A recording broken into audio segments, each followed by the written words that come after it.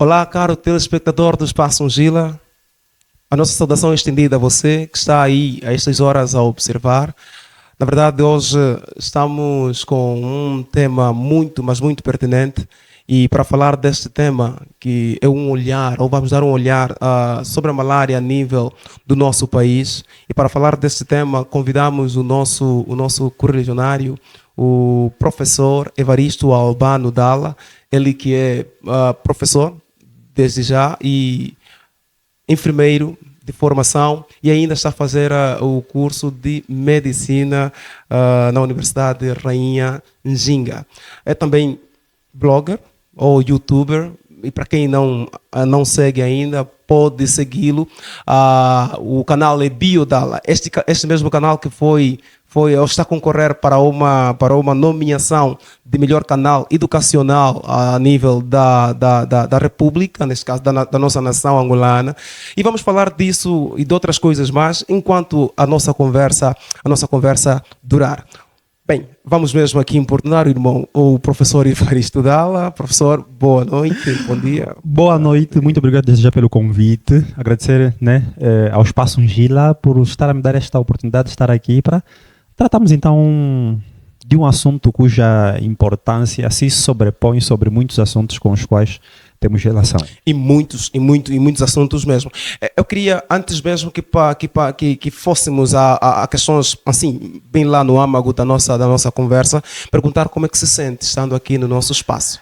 Eu me sinto muito, mas muito feliz, desde já parabenizar o Espaço Ungila por ser um canal que veicula informação social. Isso é muito bom, muito, mas muito bom. Muito obrigado. Bem, já conheço o nosso convidado de hoje e não queria passar dessa assim, antes mesmo convidá-lo para poder dar um like da nossa página, subscrever ao nosso canal no YouTube, pode ainda partilhar os nossos conteúdos na página do Facebook, Espaço Ungila. Este é o canal que vai lhe colocar por dentro de tudo. Eu, quando digo tudo, estou a falar de tudo. Mas hoje o nosso objetivo é falar sobre a malária em Angola.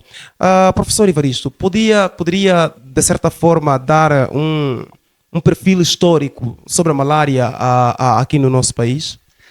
Claro. Para falar da malária no país, temos que falar da malária no mundo. Okay. Então, estamos em Veneza, na Itália. Alguns séculos para cá, os habitantes começaram a ficar doentes de maneira repentina, E as autoridades sanitárias da altura, que não tinham muito conhecimento sobre medicina, deduziam que a doença estava a ser transmitida através do ar que vinha dos pântanos. Você sabe que os rios eles, liberam gases para a natureza. As autoridades sanitárias achavam que esses gases traziam doença. Por isso é que eles começaram a chamar de mal-aire. Esse mal-aire é que trazia a doença. Do mal-aire saiu então o termo malária. E de lá para cá começamos a tratar a doença assim, como sendo uma condição que vinha dos pântanos. Claro, passaram séculos, surgiram investigadores importantes, um deles, inclusive, Louis Pasteur, que nos ensinou que as doenças eram transmitidas por agentes biológicos. E na busca desses agentes biológicos, chegamos a um agente biológico, que é basicamente o agente que causa a malária. Que vem do mosquito, assim que vamos deixar o nome desse agente biológico para lá mais para frente. Por favor, o que significa que o termo malária é de origem italiana? Sim, que se traduz em mal-aire. Uhum. Esse termo veio se perpetuando, nós mantivemos a origem da palavra, só que adicionamos um outro termo, paludismo. Pronto. Em Angola... É mesmo ali onde eu queria chegar, professor. É ali onde eu queria chegar. Seria a minha próxima pergunta. Nós temos a concepção de que quem tem malária tem paludismo. E quem tem paludismo tem malária. O que é isso? Qual é a diferença existente entre essas duas doenças? Se que há diferença. Essa concepção é a mais acertada. Na verdade, nós quando crescemos, a ideia que nos transmitiam era de que o paludismo era uma doença. Sim. Malária era quando o paludismo estava agravado. Okay. Mas aqui, aproveitar as câmeras daqui do Espaço Ungila para desconstruirmos esse conhecimento. Malária e paludismo são dois nomes para caracterizar a mesma coisa. é que nós na área das ciências médicas, nós temos múltiplos nomes para significarem a mesma coisa. Por exemplo, todos nós na 7ª classe aprendemos sobre glóbulos vermelhos, são células do sangue. Assim mesmo. Quando você chega na faculdade, os glóbulos vermelhos, hemácias, eritrócitos, hemátides são 4 nomes para a mesma coisa. O que acontece com a malária em relação ao paludismo? São 2 nomes que caracterizam a mesma coisa. Obrigado. Professor, o mosquito que causa a malária é o mesmo que pode causar o paludismo? Paludismo e malária são a mesma coisa. Pronto, são a mesma coisa. Sim. Quem Então, tem paludismo tem malária. tem malária. Ok. Tanto que os medicamentos são antipalúdicos ou antimaláricos. Ok. Mesma coisa. Então, o mosquito, né, que é basicamente o vetor da doença, se chama mosquito Anopheles fêmea. Fêmea por quê? Porque é mesmo o mosquito mulher que transmite a doença. Uma vez que o mosquito Anopheles macho não é hematófago, ou seja, não se alimenta de sangue, se alimenta de pólen das plantas. Então, o mosquito do gênero Anopheles, o macho, se alimenta de pólen das plantas. O mosquito do gênero Anopheles, fêmea, se alimenta de sangue. Por isso a gente chama ele de hematófago, quanto à sua nutrição. Professor, há um amigo que disse-me que para diferenciar o mosquito fêmea do macho é por conta do barulho ou do ruído que faz. O fêmea faz um barulho, sim, o fêmea faz um barulho bem mais audível e o macho nem por isso. Isso é verdade? Muito, mas muito importante isso. Não é verdade, porque as características morfológicas dos 2 mosquitos são basicamente as mesmas. Lembram? Os 2 mosquitos são do mesmo gênero, do mesmo gênero. Pronto. E, portanto, têm os mesmos genes. Então, do ponto de vista de forma, são os mesmos. Não é pelo barulho. Na verdade, o mosquito Anopheles fêmea, ele é mais atraído pela temperatura humana.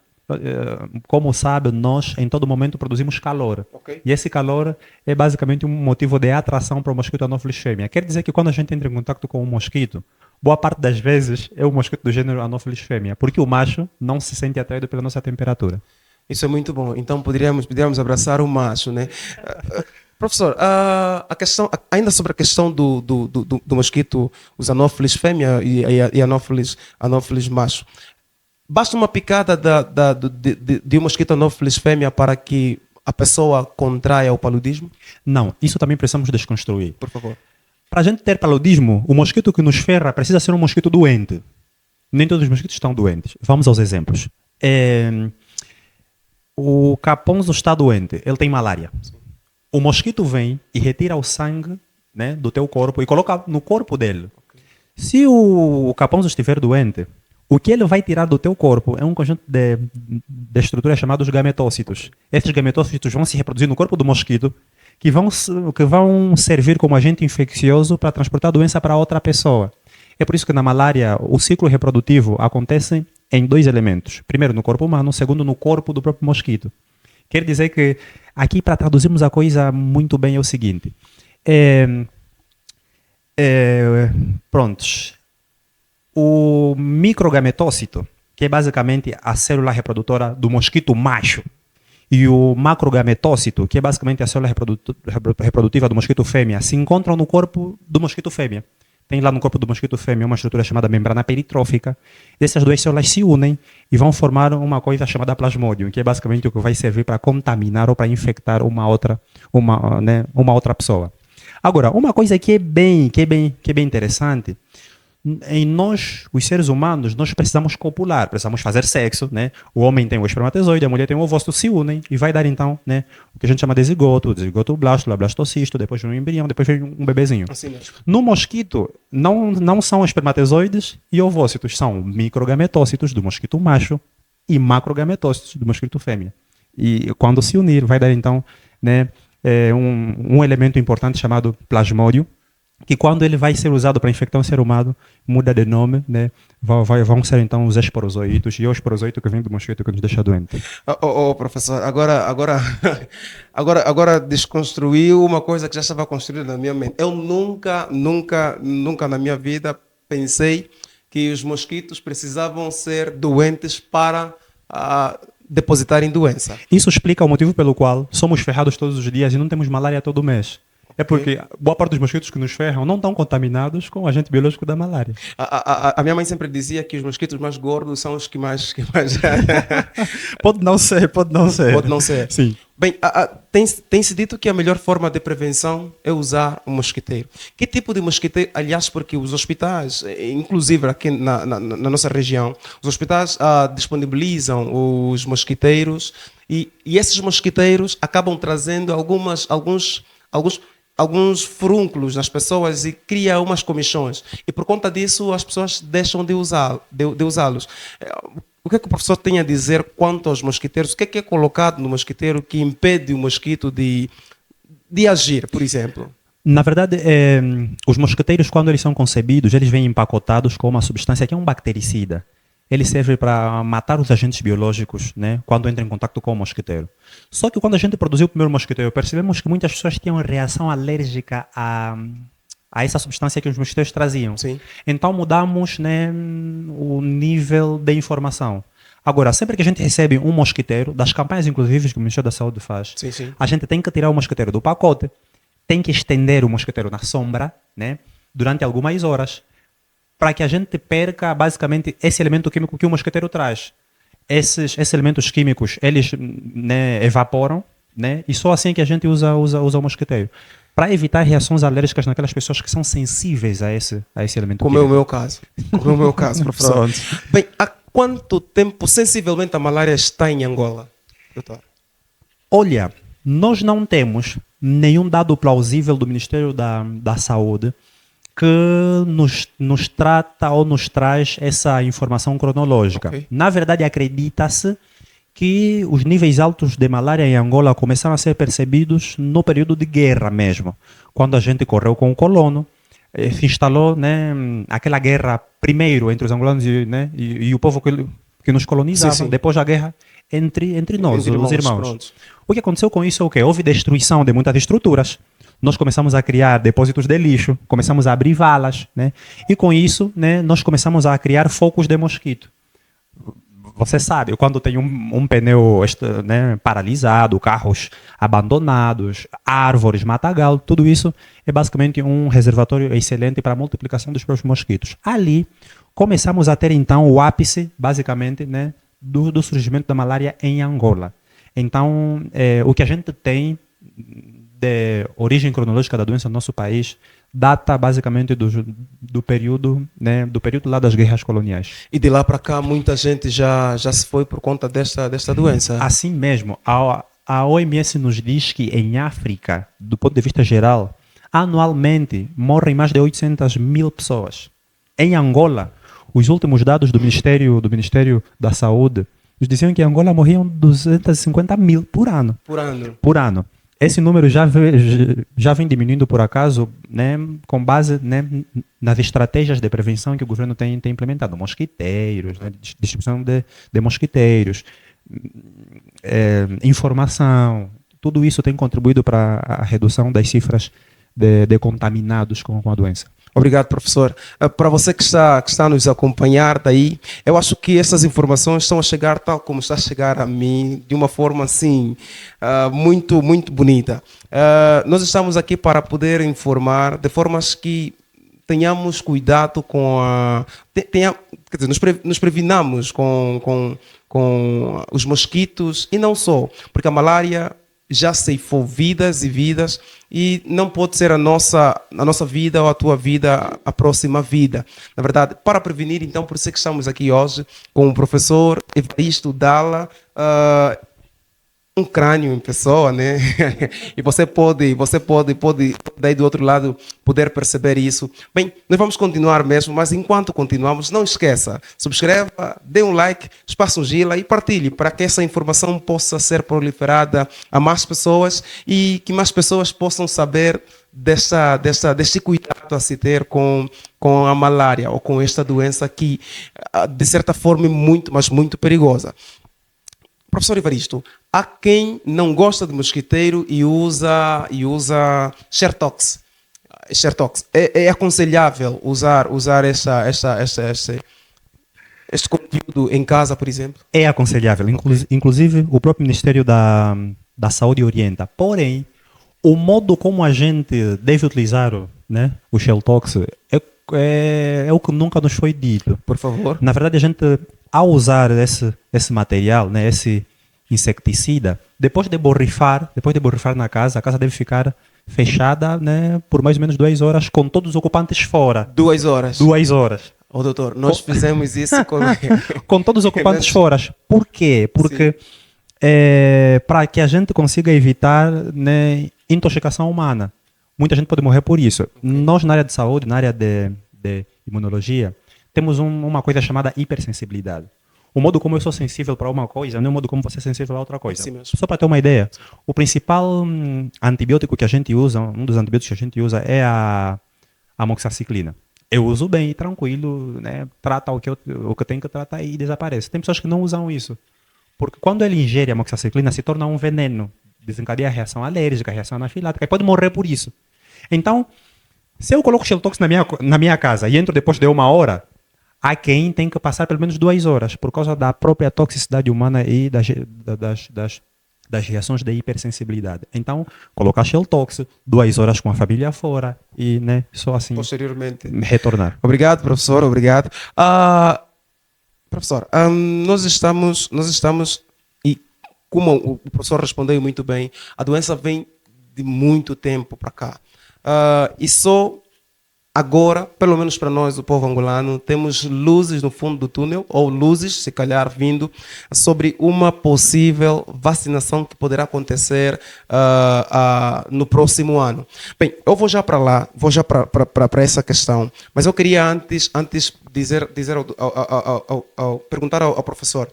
A Covid-19 é uma pandemia, uma doença que veio e em pouco tempo foi erradicada. Por que a malária, uma doença que vem há muito tempo, só hoje, em pleno 2022, ou 2023, perdão, é que temos luzes assim, brilhando lá no fundo? Existem muitos, mas muitos motivos. Tocando nesse ponto, que é um ponto importante da imunologia médica, aproveitar aqui as câmeras do Espaço Ungila para fazer uma publicidadezinha. Lá no meu canal do YouTube, né, lá na Biodala, eu tenho um vídeo que conta como as vacinas funcionam. Imunologia das próprias vacinas. E também tenho 2 vídeos que falam sobre a malária, fisiopatologia da malária. Desde quando o agente biológico entra no corpo humano até desencadear a doença. Um vídeo assim completo, que eu desde já, né, gostava aqui de convidar os companheiros a visitarem a Biodala, que é o nosso canal lá do YouTube. Existem muitos aspectos que nos levaram a retardar a vacina da própria malária. O que acontece? As doenças são causadas por diferentes agentes biológicos. Vírus, bactérias, fungos, protozoários, que é no caso da própria malária, e por aí fora. A Covid, só para ter uma ideia, agora aqui o apresentador vai começar a perder mesmo. Por favor. O vírus da Covid, que é o SARS-CoV-2, ele tem 12 genes. 12 genes. E quando eu falo genes, eu quero que entenda como sendo cada uma das proteínas que guarda a informação genética do vírus. A malária, que é um protozoário, que não é um vírus, tem mais de 5.000 genes. 5.000 genes.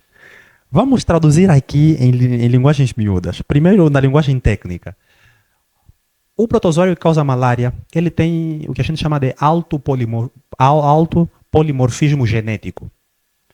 Polimorfismo genético é o quê? Poli, muitos, morfos, formas genéticas, né? Tem múltiplas formas genéticas.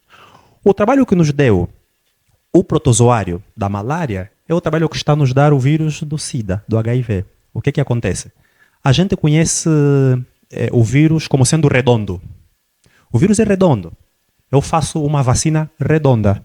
Só que quando eu coloco a vacina no teu corpo, né? Quando eu coloco a vacina lá no teu corpo, o vírus deixa de ser redondo e passa a ser quadrado.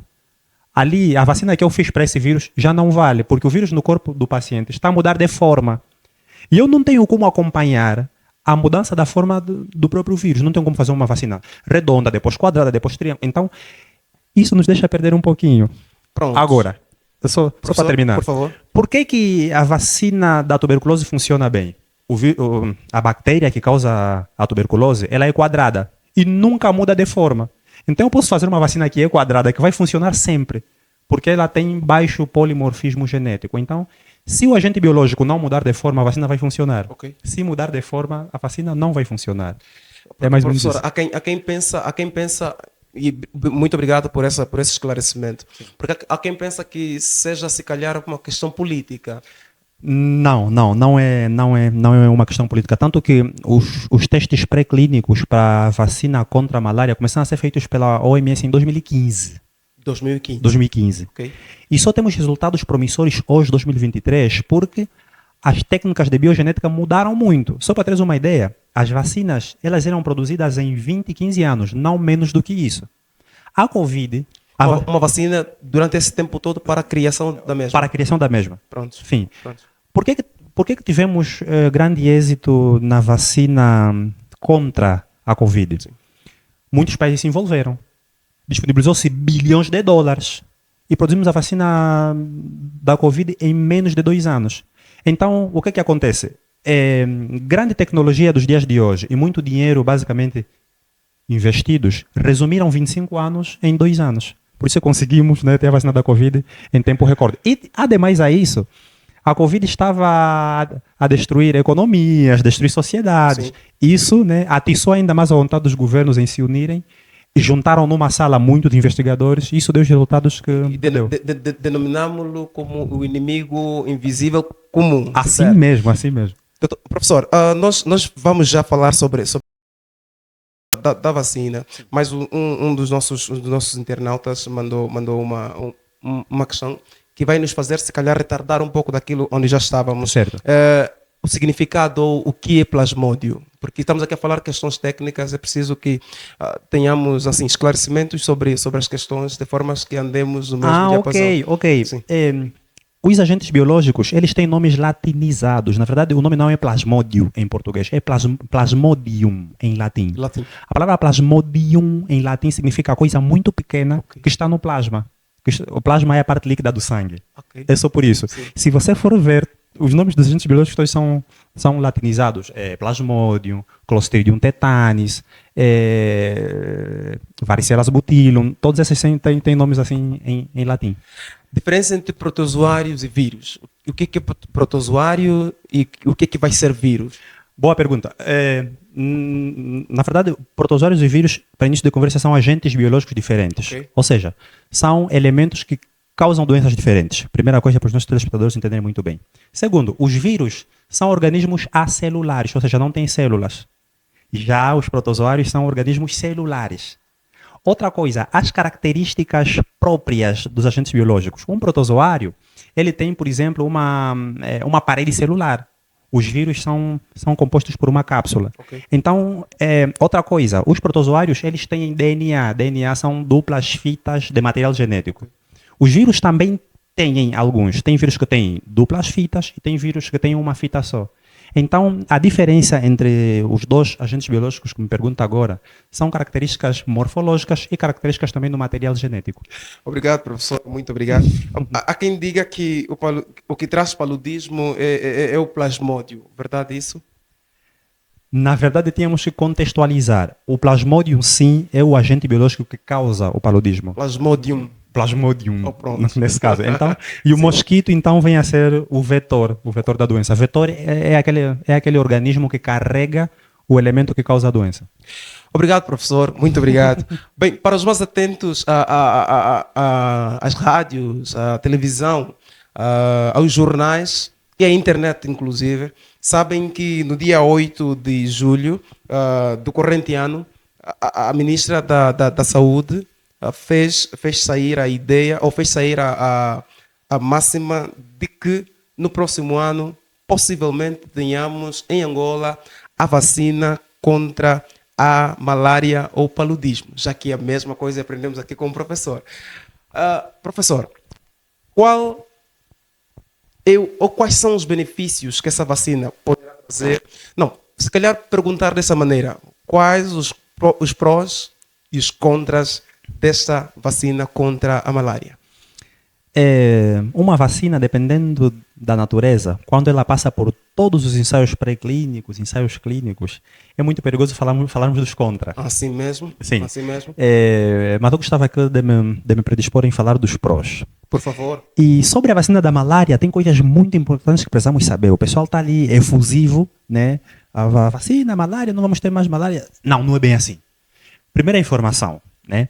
A vacina vai ser administrada em seres humanos dos 0 aos 5 anos. Quer dizer que o Capões não vai poder se vacinar. Primeira informação. Dos 0 aos 5. Do 0 aos 5. Ok. Primeira informação. Segunda informação que é muito importante é que a vacina não elimina os métodos de prevenção. Ou seja, quem for se vacinar tem que continuar a usar Shell Tox, tem que continuar a usar mosquiteiro. Por quê? A vacina contra a malária vai ter o mesmo comportamento em relação à vacina contra a tuberculose, por exemplo. Todos nós recebemos a vacina contra a tuberculose. Mas se nós entrarmos em contato com o agente biológico da tuberculose à repetição, nós vamos ficar doentes. E tem mais. 95% dos pacientes que estão internados no sanatório com tuberculose foram vacinados quando criança. Okay. Então, a vacina não elimina a possibilidade de a pessoa se contaminar no futuro.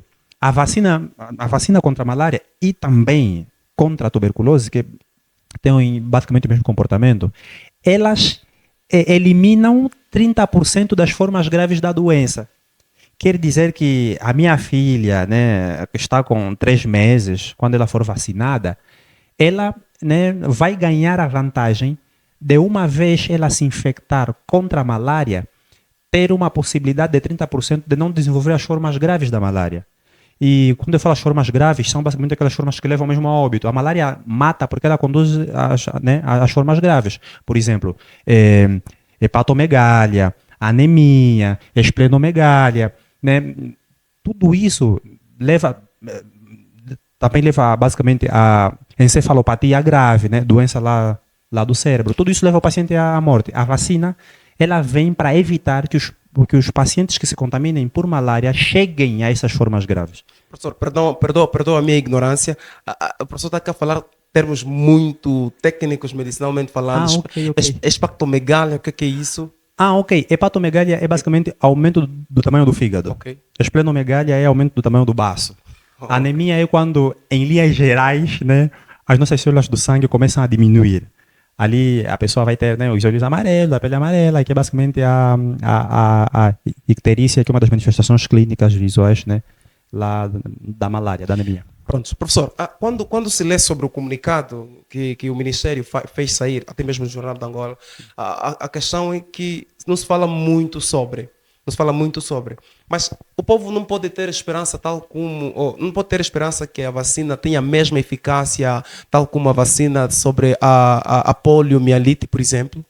Não pode ter a mesma eficácia. Eles já convidaram os ouvintes a irem lá para a Biodara para entender como as vacinas funcionam. O que acontece? Se eu vou vacinar o caponzo contra a malária, significa que eu vou pegar o agente biológico da malária, sim, o próprio protozoário que causa a malária, e vou reduzir a efetividade dele, por exemplo, a 30%. Se eu colocar no teu corpo a 100%, vai ficar doente. Então eu reduzo no laboratório a 30%, eu deixo ele frágil e coloco no teu corpo. Coloco para quê? Para o teu sistema imunológico, o teu sistema de defesa, combaterem e matarem esse protozoário. O que vai acontecer? Depois de combaterem, eles vão gravar na memória que um dia combatemos um agente biológico assim, dessa cor, desse tamanho. Quando o agente biológico vier pelo mosquito, eles vão se lembrar, não, nós já combatemos isso no dia. Ao invés de ir em 100, vão em 2 milhões. As vacinas funcionam basicamente assim. Só que, boa parte das vezes, não dá para colocar todo o agente biológico. Então a gente coloca ou uma toxina, ou a cauda do agente biológico, ou a parte da cabeça e por aí fora. Então a efetividade de uma em relação a outra vacina também vai estar em dependência disso. Quais partes da vacina são possíveis de colocar no corpo de um paciente? Existem doenças que, se eu colocar todo o agente biológico, mesmo reduzindo, a pessoa fica doente. É por isso que não se faz vacina com pessoas que estão doentes, por exemplo. Quem estiver doente e eu der a vacina para ela, ela vai ficar doente com a vacina. Não vai estar imunizado. Então, depende da parte, né, do agente biológico que se coloca no corpo do paciente, depende do polimorfismo genético do próprio agente biológico, depende da natureza genética dos genes do próprio agente biológico. Então estão ali em jogo, né, muitos elementos que são importantes. Por isso é que o comportamento da vacina contra a malária não vai ser igual às outras vacinas, porque são agentes biológicos diferentes. Professor, quando falamos em polimorfismo, estamos a falar de Estamos a falar das variedíssimas formas que um agente biológico pode adoptar no corpo de um agente, no corpo de um ser vivo, sejam humanos, sejam outros animais. O que quer dizer que mesmo termos já que a vacina, as precauções deveriam ser se calhar redobradas, não relaxadas. São as mesmas. Na verdade, quem for vacinado contra a malária tem que viver como se não tivesse sido vacinado. É mais ou menos isso. E nós digo, aqui na nossa região temos dificuldade disso, professor. É que quando tomamos a vacina contra a Covid-19 e o governo fez sair a máxima de que poderíamos tomar a segunda dose, há quem já não foi tomar a segunda dose por conta da primeira que já tomou. E pode ser o caso de mães ou pais que ficam assim no alheio em saber que a filha já tomou a vacina contra a malária, certo? E já não há necessidade de comprar nem mosquiteiro, nem colocar qualquer tipo de inseticida na casa. O que é que o professor tem? Assim mesmo. Daí, desde já, parabenizar a iniciativa daqui do Espaço Ungila por difundir a informação. Eu não sei se recorda, mas quando a gente foi vacinado contra a Covid, o governo disse que, apesar da vacina, temos que continuar a usar máscara. É o que acontece aqui. Então, apesar de as pessoas virem a ser vacinadas, tem que continuar a prevenir as crianças com mosquiteiros, prevenir as casas com Shell Tox e por aí fora. As crianças, porque são elas as únicas que vão ser basicamente vacinadas. Então, as medidas continuam sendo as mesmas. E desde já aqui, felicitar o Espaço Ungila e também lançar o meu apelo aos outros veículos de comunicação, para difundirmos todos a informação de que, apesar da campanha de vacinação, que, segundo a ministra, vai começar no próximo ano, é importante, mantermos sólidos, os métodos de precaução. Obrigado, professor Ivaristo. Muito obrigado mesmo a você que até agora está conectado a nós. Esperamos que estas informações que aqui foram difundidas possam, de certa forma, trazer algo de novo para si e para a sua família, de formas que possamos nos prevenir, e porque foi bem dito aqui, professor, que a vacina virá como um meio apenas para prevenção. Então, não podemos relaxar nas medidas de prevenção contra a malária ou o paludismo. Bem, o professor Ivaristo Dalla foi eleito, ou o canal do professor Ivaristo Dalla, BioDalla, foi eleito como um dos canais educacionais a nível do país e que está a concorrer à categoria sobre canal educacional mesmo. Assim mesmo. Como é que é o programa ou... Não. Pronto, está melhor assim, Angola Education Awards. Angola, esse inglês é muito profundo. Doutor, professor, como é que foi parar aí? O que é que fez para parar ali, por favor? Pronto, na verdade, a BioDalla, o nosso canal lá do YouTube, é o primeiro canal angolano, no YouTube, dedicado no ensino de ciências biológicas e ciências médicas. Sim. E com base nisso, algumas pessoas sinalizaram o nosso canal nesta competição, que é uma competição nacional, e nos colocaram na secção de melhor projeto de educação social. Sim. Estamos a concorrer ali com 5 ou 6 outros projetos.